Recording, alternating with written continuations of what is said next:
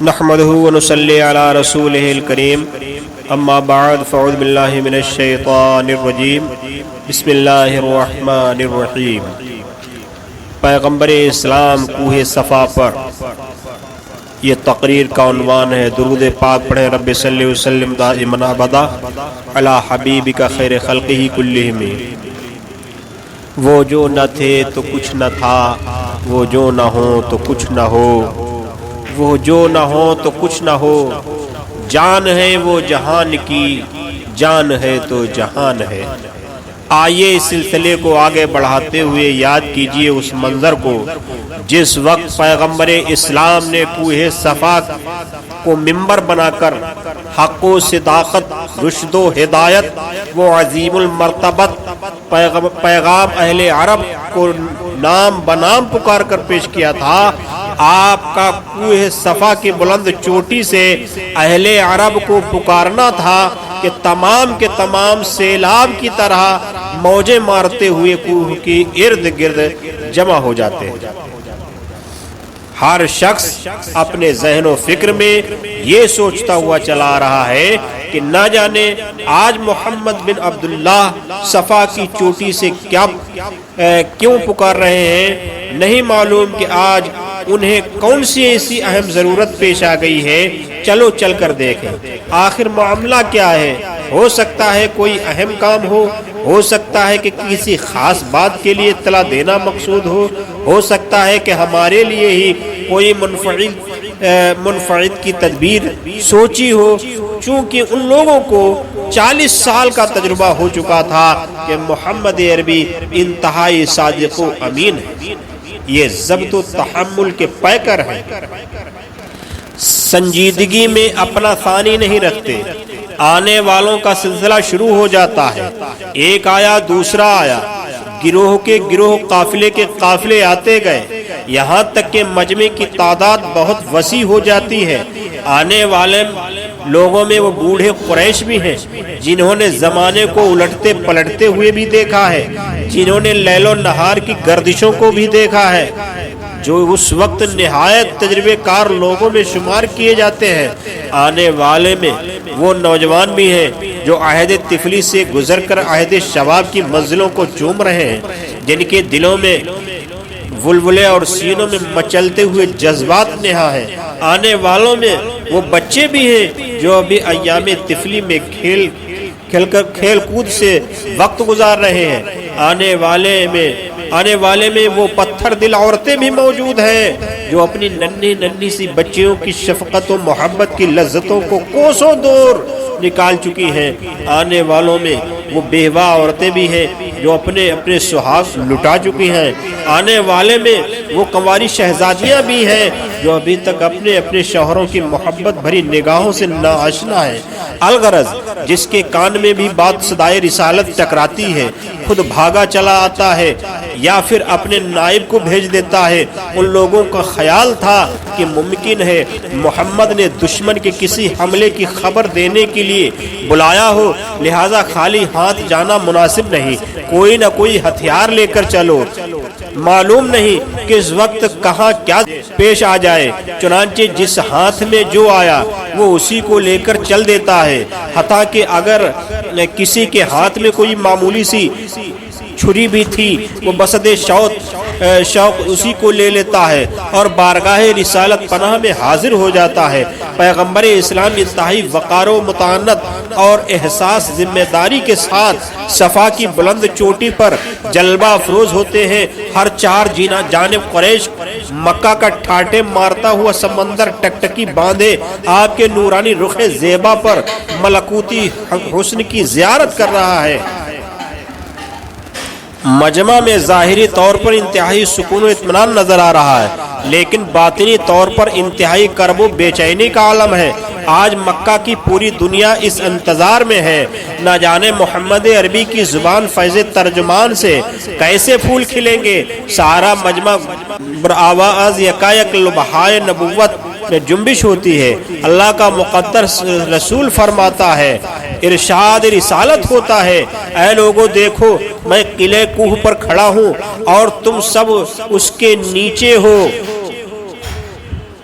سنو جس طرح میں اپنے سامنے دیکھ رہا ہوں یقین جانو بالکل اسی طرح میں اپنی دائیں جانب بھی دیکھ رہا ہوں، میں اپنی بائیں جانب بھی پہاڑوں کی دونوں طرف بھی دیکھ رہا ہوں۔ بتاؤ اگر میں تم سے یہ کہوں کہ ایک ہتھیار بند لشکر دور سے آتا ہوا دکھائی دے رہا ہے جس طرح کا ارادہ ہے کہ تم لوگوں پر چڑھائی کر دے گا، تو کیا تم لوگ میری اس بات کو سچ جانو گے؟ اتنا فرمانا تھا کہ مجمع میں ایک شور مچ جاتا ہے، ہر طرف سے آواز آتی ہے، پورا مجمع بے زبان ہو کر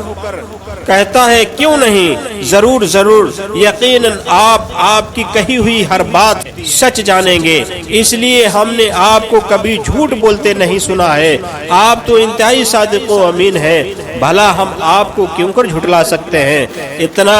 اقرار کرانا تھا کہ مجمع کی بے چینی میں اور اضافہ ہو جاتا ہے۔ وہ لوگ چاہتے تھے کہ محمد جو کچھ کہنا چاہتے ہیں وہ جلد سے جلد کہہ ڈالیں، کیونکہ ابھی ان کو ایک مسلح لشکر آنے کی خبر مل چکی ہے جس کی وجہ سے پورے مجمع میں کھلبلی مچی ہوئی ہے، جس کی وجہ سے تمام لوگوں میں قرب و اضطرابی کی ایک لہر دوڑ چکی ہے۔ مکہ کا ہر فرد و بشر آپ کی صداقت و امانت کا دل و جان سے متعارف ہو چکا تھا، ان کے ذہن و فکر میں پر آپ کی حقانیت و سچائی کا سکہ بیٹھ چکا تھا۔ وہ سمجھ چکے تھے کہ محمد اپنے دل سے من گڑھ کر کچھ نہیں کہتے ہیں، جس قافلے کی خبر انہوں نے دی ہے وہ یقیناً ہمارے اوپر چڑھائی کرنے آ رہا ہوگا۔ وہ اندر ہی اندر سوچ رہے تھے کہ غالباً محمد اب ہم کو ان حملہ آوروں سے بچنے کے لیے کوئی نہ کوئی تدبیر بتائیں گے، چونکہ وہ لوگ جانتے تھے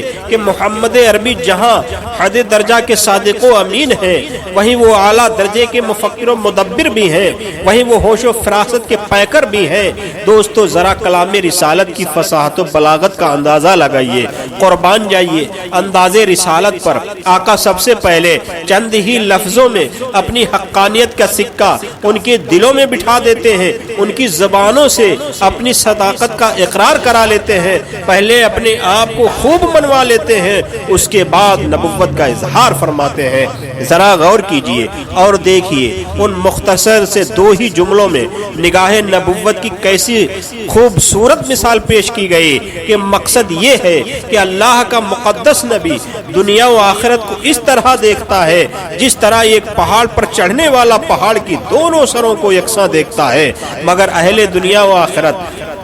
آخرت کو اس طرح نہیں دیکھ سکتے جس طرح ایک طرف سے دامن کوہ میں کھڑا ہونے والا شخص پشت کو نہیں دیکھ سکتا، نیچے رہنے والے کو اس کے پار کے ہر چیز اوپر کھڑے ہونے والے کی زبان ہی سے اگر وہ سچا ہو تو تسلیم کرنا پڑتی ہے۔ پیغمبر اسلام اس تمہید کے بعد ارشاد فرماتے ہیں کہ اے لوگو سن لو، موت تمہارے سر پر کھڑی ہے، یعنی یقین کر لو ایک نہ ایک دن تم سب کو رب حقیقی کی بارگاہ میں حاضر ہونا ہی ہوگا، اپنے کیے ہوئے اعمال کا حساب و کتاب ہونا ہی ہے، قیامت ضرور قائم ہونی ہے، اپنے کیے کی جزا و سزا ملنی ہی ہے۔ اور اے سرداران قریش سن لو، یہ باتیں میں ہرگز اپنے طرف سے من گڑھ کر نہیں کہہ رہا ہوں، بلکہ ان تمام باتوں کا میں اس طرح مشاہدہ کر رہا ہوں جس طرح تم سب مجھے اور اپنے سامنے والی تمام اشیاء کو دیکھ رہے ہو۔ میں عالم آخرت کو بھی اسی طرح دیکھ رہا ہوں جس طرح اس دنیا اور اس کی چیزوں کو دیکھ رہے ہیں۔ اللہ اکبر، ذرا اندازہ کیجئے علم نبوت کا کہاں وہ ظالم ہے جو علم رسالت کو پاگلوں اور مجنوں بچوں اور معاذ اللہ چوپائیوں کے علم سے تشبیہ دیتے ہیں، کہاں ہے وہ غداران رسالت جو علم نبوت کو شیطان لعین کے علم کے مقابلے میں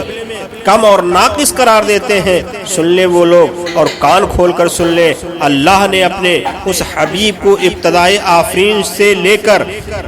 دخول جنت تک کے سارے علم غیب عطا فرما دیے ہیں، جس کے ثبوت میں قرآن کی بے شمار آیتیں شاہد ہیں، لیکن نظر آنے کے لیے ضرورت ہے نگاہ محبت کی۔ ارے آپ سے اور کوئی غیب کیا پوشیدہ ہو سکتا ہے؟ جب عالم الغیب والشہادہ رب کائنات ہی پوشیدہ نہ رہ سکا، اسی مفہوم کو سیدنا سرکار اعلیٰ حضرت عظیم البرکت امام اہل سنت مجدد دین و ملت امام احمد رضا خان فاضل بریلوی رضی اللہ تعالی عنہ ارشاد فرماتے ہیں، اور کوئی غیب کیا تم سے نہا ہو بھلا، اور کوئی غیب کیا تم سے نہا ہو بھلا، جب نہ خدا ہی چھپا تم پہ کروڑوں درود۔